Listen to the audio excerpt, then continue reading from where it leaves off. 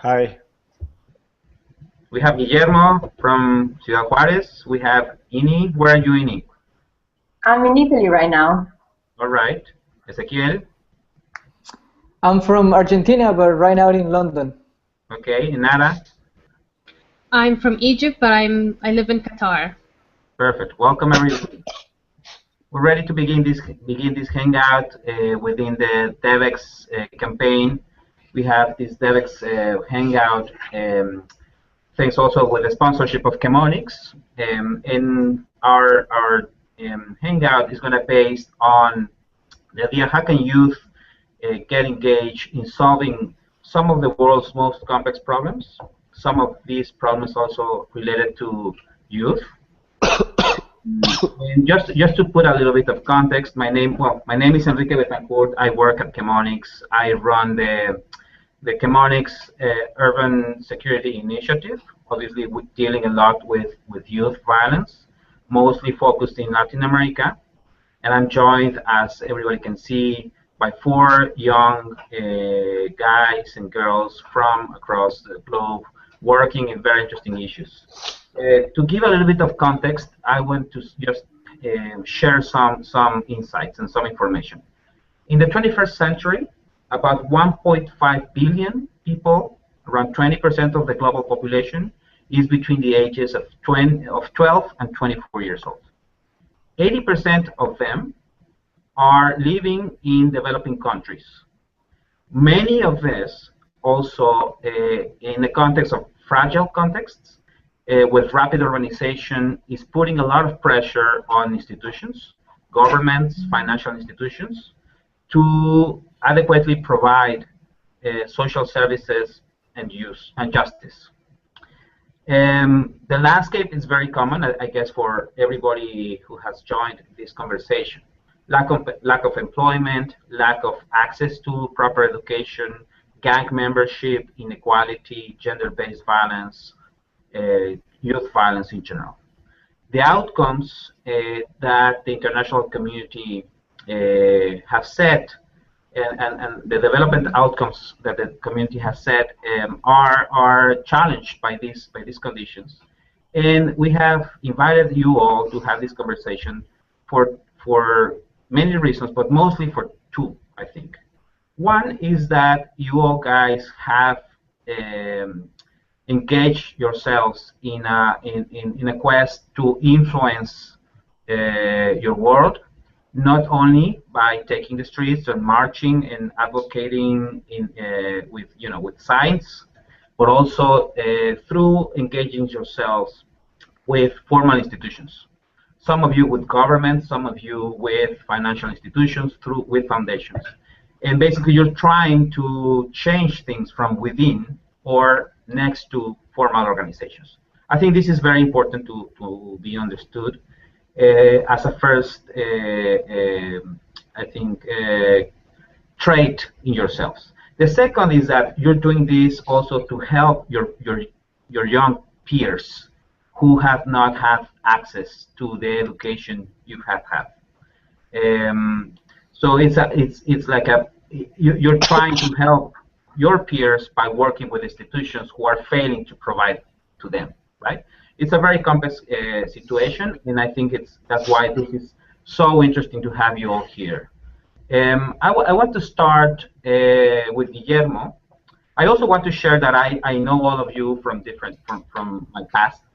I know Guillermo from Ciudad Juarez when I was working for the Mexican government, and I have met both, Eni, Ezequiel, and Nara very recently in Qatar doing a workshop. So obviously this is also a very personal conversation for myself, and I'm really grateful that you're all here. I want to start with a question for Guillermo, and the idea is to have a very fluent conversation about these issues. Guillermo, you have been an advocate for youth engagement in finding solutions for the very, very complex situation that Ciudad Juarez was facing in 2010 mostly, but also still today. I want you to go back to the day or the days in which you decided to become a very important ally in an effort triggered by the Mexican government to reduce and prevent crime in Ciudad Juarez. I want to know what was in your mind when you made the decision to jump and say, guys, we're here to help. Okay, well, first of all, I think it's a process at the beginning. Most of the young people that start doing something, we don't realize about what we're about to do until it happens. That's when you say, whoa, so there's something's going to change for me and for some other people over here. But basically, we had in 2010, we were the most dangerous city in the world, in urban space, right? But we had the president of Mexico coming at that time. We had just a killing of like more than 10 people in one house, most of them young guys, young people. So here in Ciudad Juarez, really pissed off. That's the word. And they were basically the government wanted to join the society. But the funny thing is that they were not, young people was not invited or involved at all in the different solution or proposed solution that it was going to be given to the city. So there were some friends that they were getting together to put up a march and to do all of these things that usually happens. And some of us, we got together with some friends, really, and some people we didn't knew also, that you invite one friend and some other that is trying to do something from different places, the church, other ones from an NGO. But basically we said, why don't we put out a proposal of 9 points to the president, on which we say that the youth want to change. So basically we interrupted the presidential session, and we said, hey, young people, we're young, and we want to propose, instead of just the critique, putting up a critique, we have a proposal of 9 points. So what I can say from that is that we got together, which is important, get together different type of youth, because youth is so different that it's very complicated just to say that you are the voice of the youth. I mean, you need to get together with people that is really different from you. That's one of the things that we did over here. Also, we pass it from the critique of the government to just a proposal or a will to collaborate, which also was important. So the step for us, we didn't realize at that point what was switching the mind from the protest to the proposal. And that's one of the first steps that we as a youth need to understand first, in order for we need to change the mind from the protest to the proposal once you have the opportunity, right? So, and that's one thing that we need to transmit to the people, to the youth, but also to the decision makers. We need to let them know that the protest is going to happen if they are willing to collaborate. So that's basically what happened at the beginning, and from that point on, we realized that something was going to happen in Juarez. We are turning the coin to the other side, but still we have ways to go. And I'm pretty sure that we're not gonna reconstruct any other cities in conflict if we don't have youth building together with the decision makers. You know, can you that particular experience triggered a youth network in Ciudad Juarez? Can you just share some numbers on how many people, how many organizations, how that's going, and which are the challenges you're facing for your particular organization these days? Well, we founded an NGO, Jóvenes Emprendedores Sociales Más, but basically we had a youth network of, at the beginning it was 13 organizations, and we wanted to take action to collaborate. The key word was collaborate. Basically, we had a car bomb in Ciudad Juarez, so everyone wanted to just hide in their places. So we decided to do together an event in the outside, right, in a public space, and we got together more than 10,000 people just 1 week after the car bomb.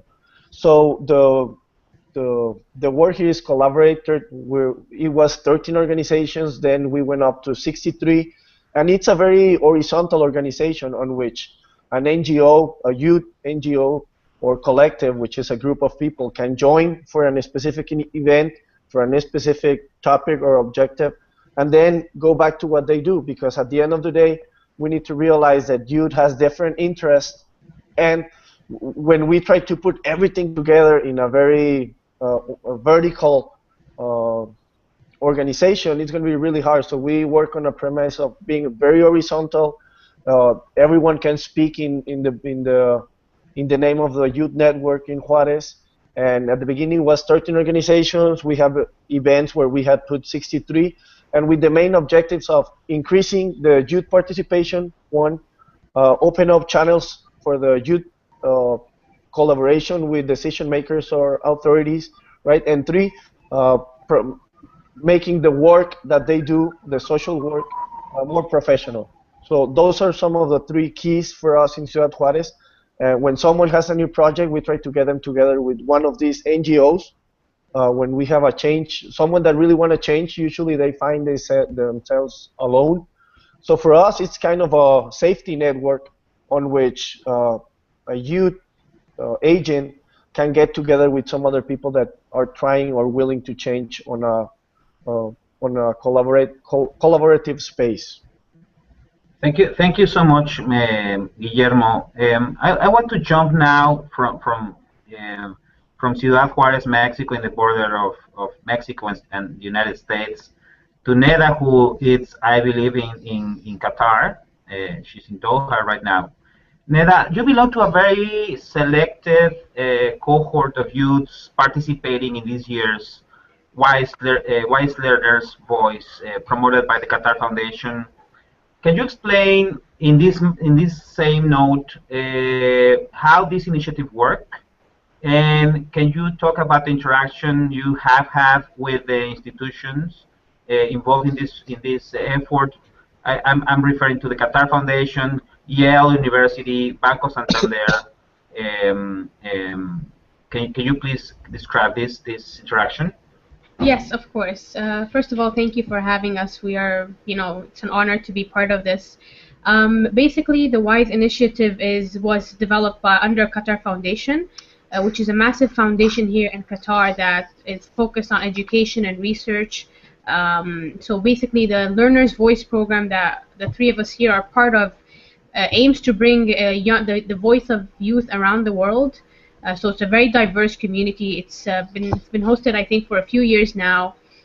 We go through an application where we talk about a pressing education issue that we really want to address, and we propose like innovative solutions. Then we go through a selective process and interview, and then they select the final cohort. We are just over 30 people for this year's group. And we come from everywhere. We're from Mongolia, Argentina, Italy, Brazil, the US. We're really spread across the world. And basically, the goal of this is to see how we can work together as teams on specific education projects. So right now, we've met together several times as a cohort. We've gotten to know each other really well. And over the past few months, we came together in select teams, and each team is now working on a specific project. So I think Annie will be describing our project later. But basically, the goal of this, it's a year-long program, and now we're in the process where we're trying to define our project and define our scope of interest and define which geographical area we'll be focusing on based on this specific project, which is addressing a specific educational issue.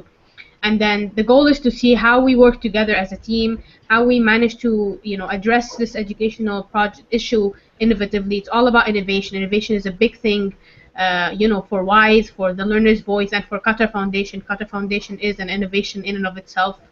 I'm sure, if you don't know if you need more information about Qatar Foundation, you should definitely Google it. But the initiative itself is very innovative, and hopefully we will be able to develop our project well enough to present at the next WISE Summit in November. In terms of the partnership with QF and Bank Santander and Yale University, so Learner's Voice I think I talked about the connection between Qatar Foundation. We are under Qatar Foundation, the Learner's Voice program. In terms of the Yale, so during one of our workshops, WISE invited Yale World Fellows from who were part of like Yale University, and they came and they gave us sort of like workshops, and they talked to us about their own experiences managing their own organizations and dealing with failure and how to pick up from there, because we will all deal with these issues. So it was a very like personal connection with people whom we all aspire to be in the future. So, and the Yale World Fellows Program is a great program that brings together mid-career level individuals from around the world. I believe it's also a very selective process. And Enrique, I mean, you're, you know, what part of the World Fellows, so that's that. And then Bank Santander is, you know, one of the, I think, the biggest banks in the Euro country zones, and they are also, you know, they really care about education and promoting educational projects specifically in higher education. They have like an educational global division where they partner with organizations and universities from around the world, and so they support WISE. And they will be hosting us in Spain when we go for our second workshop. We'll be staying at the university campus there. Thank you very much, Neda. Can you describe how you bonded with your team? Why did you ended up working together on your project?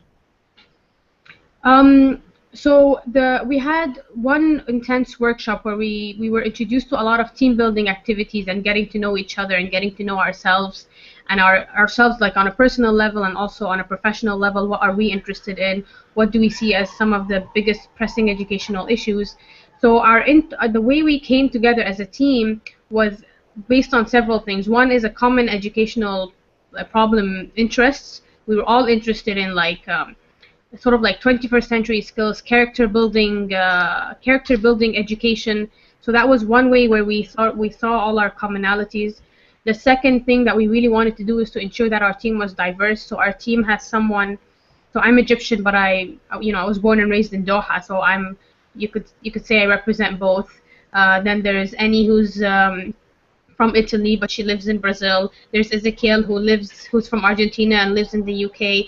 There's Philip, who's from Australia but lives in Japan and now is in Malaysia. Then there's Trang, who's in Vietnam, and Bonnie and Danchi, who are from the US. So as you can see, we are spread all over the world, which makes our coordinating a meeting time a nightmare. But we understand the value of having a super diverse, community where we can all share our ideas. Some of us are professionals, some of us are grad students, some of us are undergrads. So as you can see, our team was very diverse, and that was a key factor in helping us determine our team. Thanks for that. I really appreciate those comments. Jumping a little bit to the solutions and the proposals, very particularly through the WISE experience. You and the team of WISE learners have engaged yourselves in developing a strategy to increase the presence of character strengthening curricula in public education worldwide. Could you share why character strengthening is important, and can you also describe how you think you will eventually trigger an initiative that can go worldwide? Sure. Thank you, Ricky, for inviting us today. It's really nice to be here discussing with you such important issues. We choose character education because I think, as everyone is aware, school is putting so much emphasis lately in learning academic subjects and standardized tests, and we felt like there was something missing. So we look back at the core of education, and if we look back in the centuries, actually moral and ethical education was the main priority that schools had. But more recently, with the industrialization, let's call it, of education, the emphasis on education has been focused mainly on, as I said before, passing standardized tests and being able, the teacher, to pass this knowledge that is then tested onto the students. So from what we realized, character building was what's been called in academia the missing piece in education, because our world is not just made of knowledge, it's made of interactions. And the main education the school has been given so far has been one of authority, one of obedience, one of a very strong work ethic, which worked very well under the industrial age. But now times are shifting, and we are in a very globalized moment.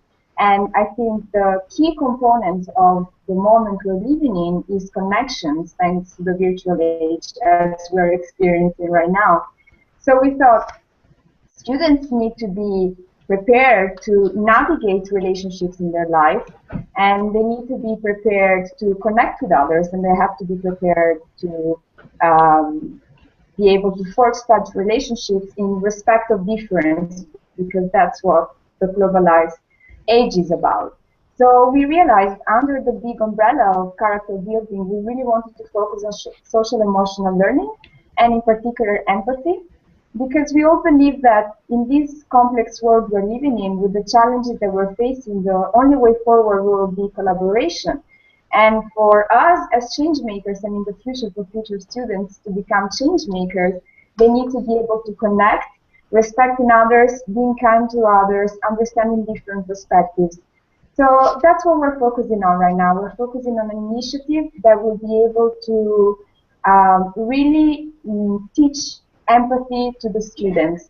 And the solution that we thought of so far is one of creating an exchange in which two communities coming from the same state, one from a rural area and one from an urban area, meet together for a program of a couple of weeks. We're still defining the timeline. And in these weeks, they go through challenges that really make them experience the life of the other. So we really thought that by encouraging students to live through the life of someone else, they'll be able to understand and understand more different perspectives and have more empathy. We're really aiming to bring this back to the schools, starting with after schools workshop as the starting point of our exchange. As for us, it's really important to create this bridge between academic learning and real life, and include the school system in the idea that we're thinking of. Thank you so much, Amy. Jumping to Ezequiel.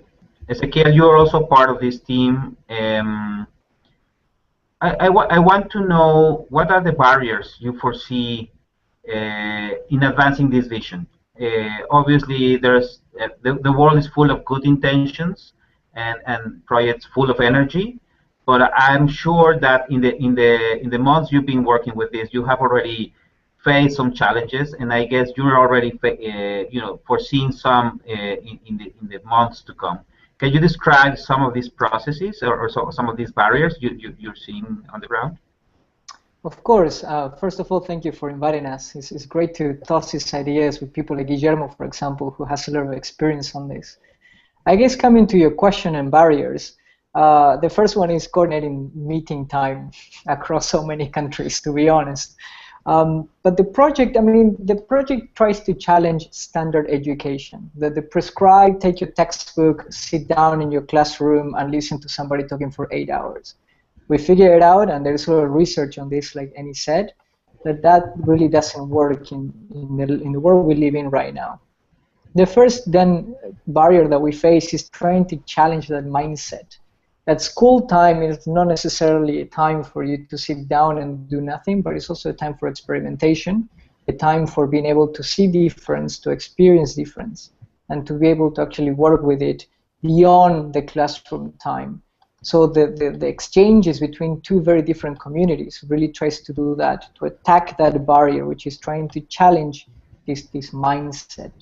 I think a second challenge we face in a little while after we started working with the project is that although these programs already exist, some of them actually quite successful, there is a barrier in policy. So what do we do at the policy level that when we interact with actors, like Guillermo was mentioning very importantly that you have to co-create, you have to deal with different communities. And when you do that, sometimes there are differences in policy and how you go about this. Who are the stakeholders that you need to involve, that you need to excite, that you need to make sure that involve in your project. And this barrier will become more apparent as we move on in our project, as we have to involve with ministries of education, school boards, teachers, and even students that maybe are used to the prescribed education system that they're right now. But we have sort of a strategy to deal with it, and I think it's very much in line with what discussion is about. And it's really empowerment of key actors. So one key actor is, of course, this group trying to change a situation that is not very well at the moment in education, but also, again, like Guillermo mentioned, you have to create a coalition, a network of people who's willing, people and organizations who are willing to challenge these barriers. And we're trying to do that right now, trying to build up this program in a way that involves more people than just those who work in the innovative part of this, but also thinking sustainably who else needs to be involved to create this sort of tipping point in a way to change definitely some of these aspects. So from barriers to strategy, of course, it's a long way, but it's key to remember that you empower youth, and if they're excited today, they're going to be excited tomorrow and so after. So it's sort of a key moment to try innovation, and education seems to be a good sector to go about it. Thanks so much, Ezequiel. I want to give all of you the chance to give some advice to the international donors and partners community for development. I want you to give some advice on how to help youth help other youth. In the years to come, youth development in fragile contexts will increasingly be a challenge for the international community. And I want to know from each one of you if you have some advice to give in order how to promote people like yourselves and help initiatives like the ones you're working on from a more structured way in a long-term perspective. Do you have any insights on this regard? Well, I don't know in what order we go, but I just wanted to to re-say some of the things that Nada, Eni, and Ezequiel just said. I had some points here, but as I was hearing them, I mean, they know what they're doing. So basically, I think we need to understand this as a two-way highway. I mean, we cannot just work with the decision makers or government. We need to work with the youth too. Like, we need to work with the youth to make them understand that they need to go from the protest to the collaboration real quick. Nara just said that we need super diverse environments, super diverse people, that they think different, that they can get together in a moment of crisis and then build from their difference, not just from what they think is their equality or the same thing they think. Also, Eni said we need to expand connections, and that's on the youth point. But really, one of the problems for the youth is that they're not well connected, not as enterprises are in the government. They don't have the connections, so we need to build their connections. And most important, I liked a lot that word about empathy. I think empathy, it's undervalued. Just having the power of being a super diverse people and just having empathy for the need of the other, it's one of the things that we need to build on the one way that it's called youth, and the one way that it's called government or decision makers. I think we need to let them build the capacity for them to hear the protest and invite to collaborate, because most of the government that's in Mexico right now, government, they don't want to hear the protest, the protest or la protesta, we call it. But they need to, but they need to make the switch quick to the collaboration, right? I mean, it's basic, back to basics. Listen, and then be a champion. Listen the problem, and just build from that point. And I do think that we need to build the capacity to understand and work with the youth. The other day we were in a meeting, and some people said, "Hey, can we have the meeting in the morning?" And we say no, because youth is usually they're at school, or if not, if they're really vulnerable youth, they'll be on the streets. You can't expect them to come all over to the government palace, right? So another recommendation will be let them build. I mean, if you're a decision maker, please let them build. Let them be the decision makers. Just transfer some of that power that you have. Build together, think together, design together, and then share the success or the failure. But build together. We need to think about the youth not just as someone that needs help, but as a supplier for the support and the ideas and the strategies too. Thanks for that, Guillermo. Very powerful. Someone else? Yes, I can go next. I think I agree with what Guillermo was saying, and I also think there are two issues here that need to be addressed. In terms of the international community and the government, the public sector, those who provide services or who should be providing services to the youth, I think I always feel that they don't trust the opinions of the youth. They don't trust that as young emerging professionals, we have the ability to think of solutions creatively, to come up with innovative approaches to a problem that has existed for decades. They think we're not, they don't think we're serious enough, that we're careless.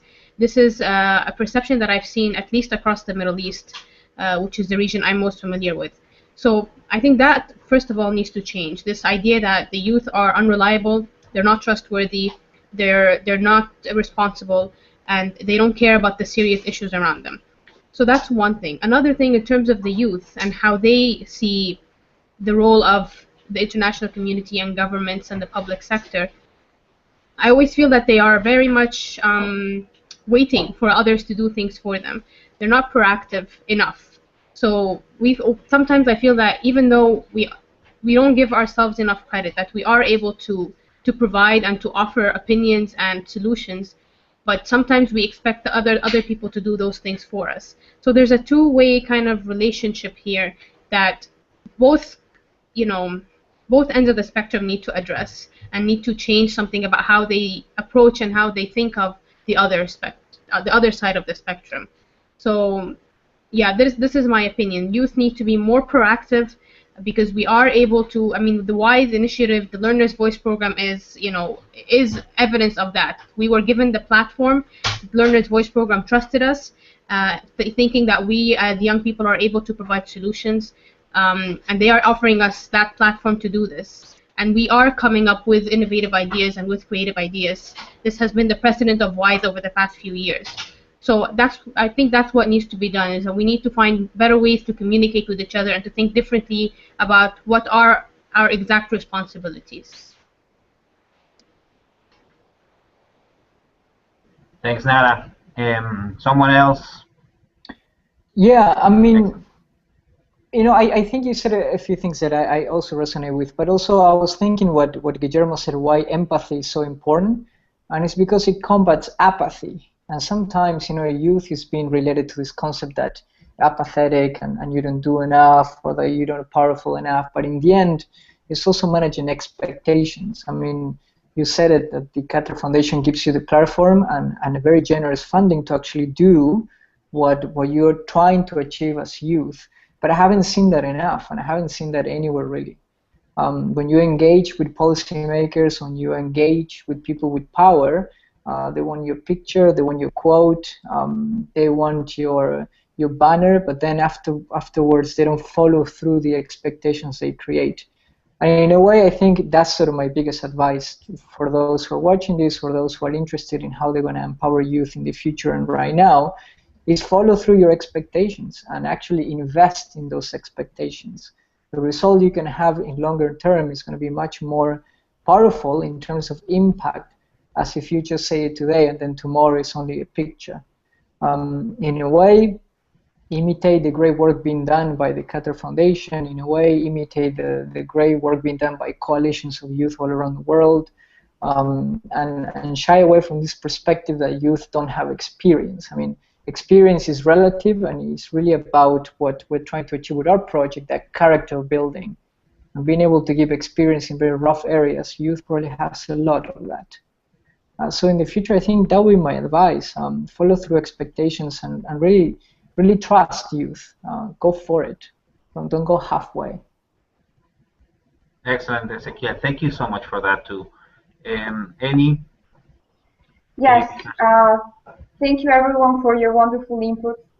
Mine goes a little bit far from what has been said right now, but it was probably one of the main learnings I had, Enrique, when we met in January in Qatar with the other Yale fellows, and that's also my advice to the international community.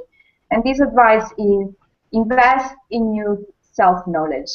Because as we seek to be leaders of change, as we seek to go out there in our communities and make change happen, there's so much inner work and there is so much balance that we need to create within us to be able to not only create connections with others and be empathetic, but also be self-compassionate, understand our value and our potential first, to have all the foundations we need to present us as powerful leaders, to present us as someone that is really aligned with their purpose.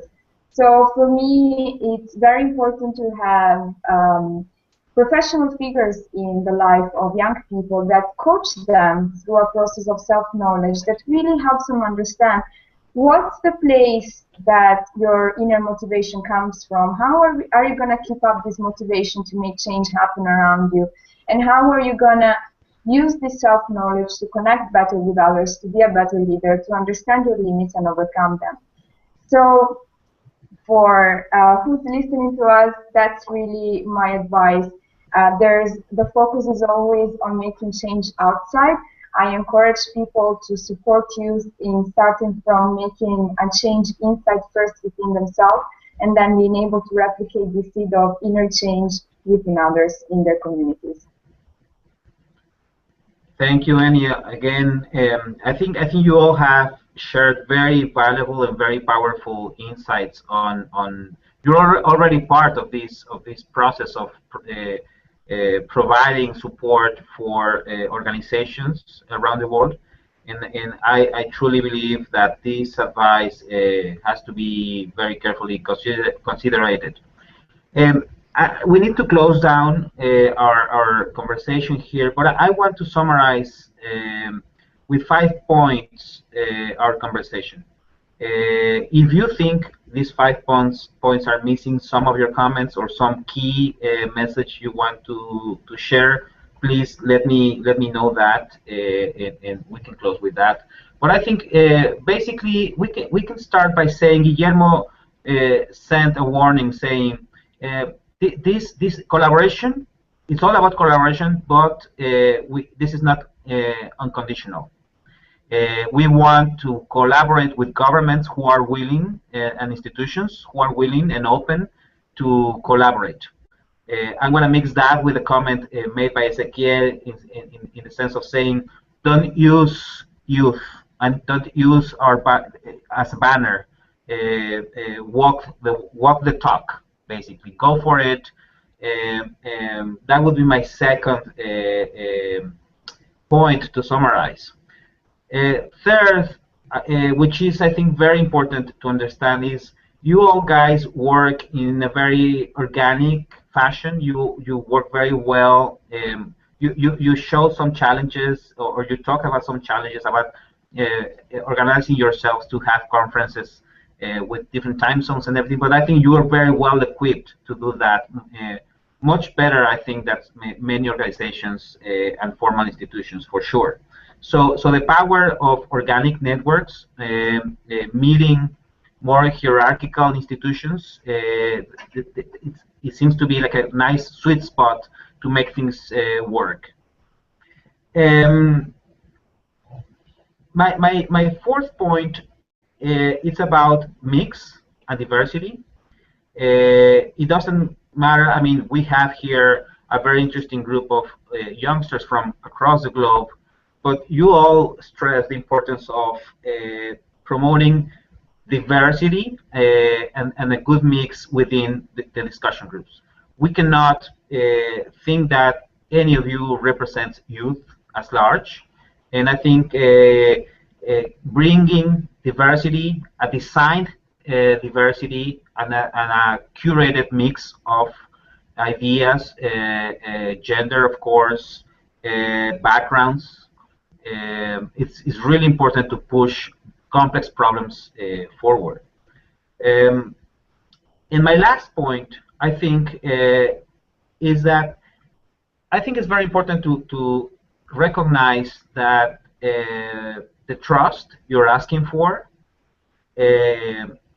is being claimed by you, but also is given to you because you have showed that you're proposing with information in your hands. You're not just marching or not just screaming and shouting. You're coming to this space with information, with education behind you. You're coming in a very privileged condition to this conversation. And I think this is important also to highlight. From the side of organizations, there will always be more space for people who have had access to information and who are taking themselves seriously. So I want to just complement a little bit your advice to these organizations or to the institutions, to the international community, by saying that we should pay attention to people like you. We should pay attention to people who, in whom society has already invested successfully, in order to bring and to get closer to those who we have failed to bring support and to have closer to the outcomes we want.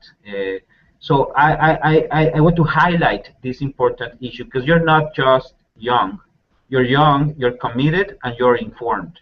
And I think this combination is really powerful. I think it really makes a difference. I totally agree with the importance of organizations giving you guys trust. I think you can be very disruptive in the way you promote innovation in your fields. And with this, I want to finish my comments. Again, as I said before, if you think I'm missing something, this is your last chance. Do you agree? Do you have something to say? Just one more thing. Please, Nada. Okay, just because it follows from what you were just saying about the question of trust. I actually believe that young individuals who have not been as privileged as we are, whether in terms of education or the educational opportunities that we've had, or the travel opportunities that have allowed us to travel the world, or we come from specific socioeconomic background, or I think those who haven't been able to benefit from these are actually even equally worthy of this trust, if not even more so, because they have lived life, whether if they grew up in a crime environment or have dealt with so many other problems at home or in their schools. They come with a wealth of knowledge that it's very hard to teach in an educational environment.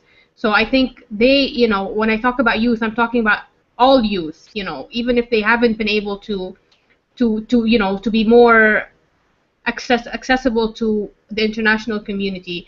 Of course, they'll always be ignored and put aside because people don't think that they are able to provide enough, either because they don't have an educational background or whatever. But I think I completely disagree with that perception of youth who have dealt with who have hardships in their lives.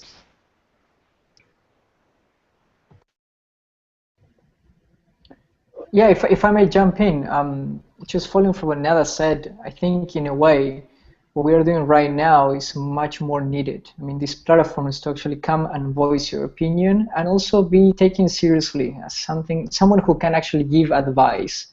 And I'm sure we can all remember that friend of ours that didn't get that lucky but knows a lot more than we do. And I think that friend should also have this opportunity. So I do agree with your 5 points, but adding that addendum of having the opportunity for everybody. And it's also the role of institutions to engage. Youth might seem not engaging, but because maybe you haven't asked. So it's also meeting halfway, coming back to that reflection that we all had. But those 5 points are, I think, in a way, a good reminder of what else we can achieve. I knew you would have comments. Something to say? Guillermo, something to share? No, you did great. Just thanking you for creating this space to connect with new people. It's always good, and it's always neat. Guys, we have also a Q&A box on the right side. Whomever is listening to us this morning or evening, depending where you are, might now start asking questions, and we have 10 more minutes. So why don't we just keep an eye on that and see if someone pop up a question to the group. Okay.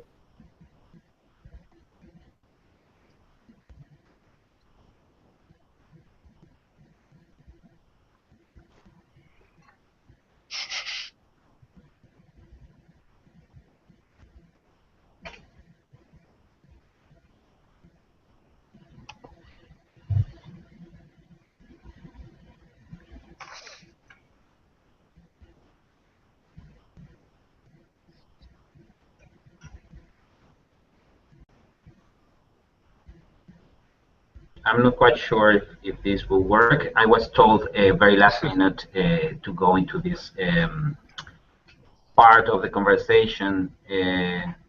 But if we don't get anything in the next minute, I want to start closing down and saying thank you so much for joining the conversation, for allowing these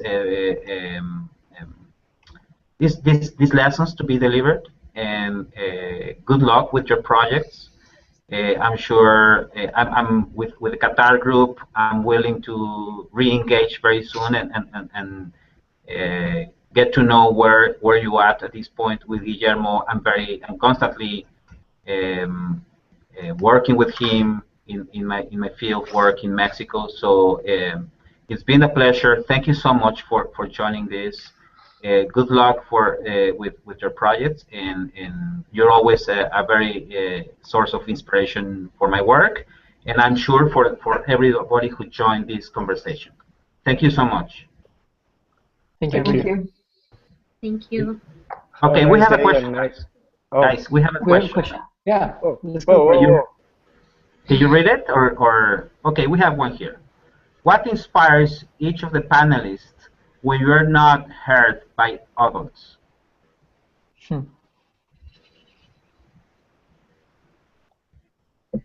For me, is to seek other motivated young people like myself. I think they are actually the biggest source of inspiration anytime, whether I'm being heard or whether I'm not being heard. And there's so much energy that I'm seeing around, particularly actually in developing countries right now. I'm seeing so much energy coming from the youth, wanting to see their countries develop, wanting to see the potential of their countries become true within their lifetime. And for me now, living in Brazil, I'm seeing this very closely, and having a network that inspires you, that is on your same line of thought, that engages in actions in their communities, that wants to drive change around the world and in their communities, is by far, for me, the biggest inspiration I always seek. So I encourage all of you to create those networks, take on the wonderful opportunities like the Wise Learners program, and there are many others out there that I'm sure you could join, and start building your network of trust and network of energy and network of inspiration. It'll be really a priceless action that you take for your life. Thank you, Annie. We have another question here. Enrique, yes. I don't know if I just could follow on that question. When I'm thinking about what inspires me specifically when I'm not heard by adults, I think inspiration doesn't come from one listening to us or to any change agent. The inspiration comes from someone needing you, and I mean there's always someone needing some support. So I think that's a key, that we don't do it just because we want to be listened, but rather than that, because there's someone that really needs some support or help. Very important point. We have now 2 questions here in line. The next one comes from Joanna Roman, and she's asking, what are your main challenges when you're working with youth? Broad question, but is there? I think, I mean, challenges working with ourselves, challenges working with people that share dreams that sometimes, you know, they don't have the platform to actually enact that change. And also issues with perception. I think that that's one of the big ones. When you try to go and engage with different actors and, oh, well, but you are 23 and you just finished school. Yeah, maybe go get your I don't know, somebody, your friends or somebody university that can come and sponsor you. And that's a big no-no, because, you know, it shuts down your expectations of actually wanting to do change. I think also it depends what do you consider youth. I mean, I know a lot of people that might not be youth, but they act like it. I mean, they're curious, they're open, they're flexible, and they really constantly seek to create more and more actions. So I will be defined of that term in a way. I will shy away from that and ages, but more of a conception how you see things. So that would be my 2 sort of worries with it, the challenges. We have another question here and says, what are the qualities that young people today are looking for in mentorship?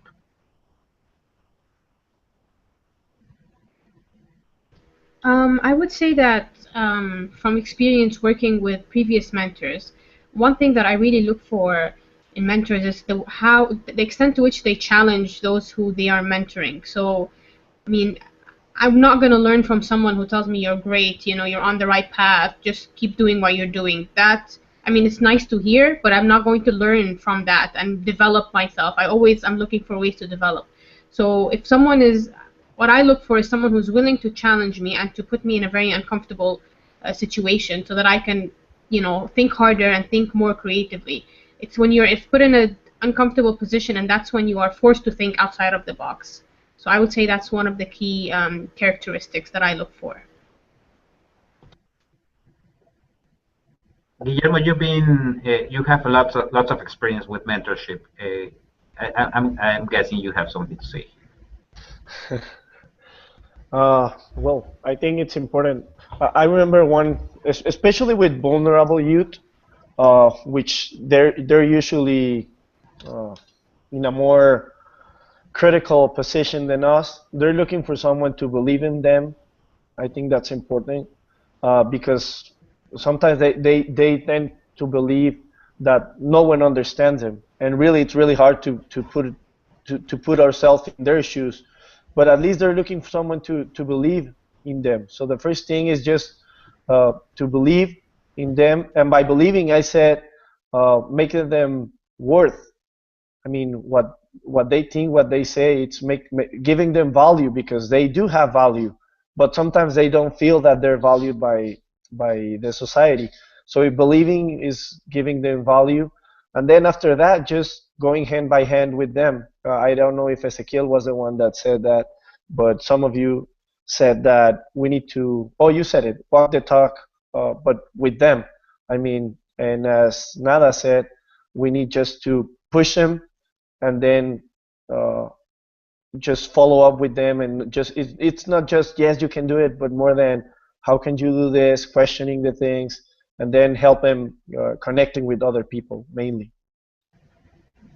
We have a final question here. It goes like this. It says, what do you guys recommend to members of society who are not involved in some particular organization to pursue these objectives in a daily basis? I think that's a really good question.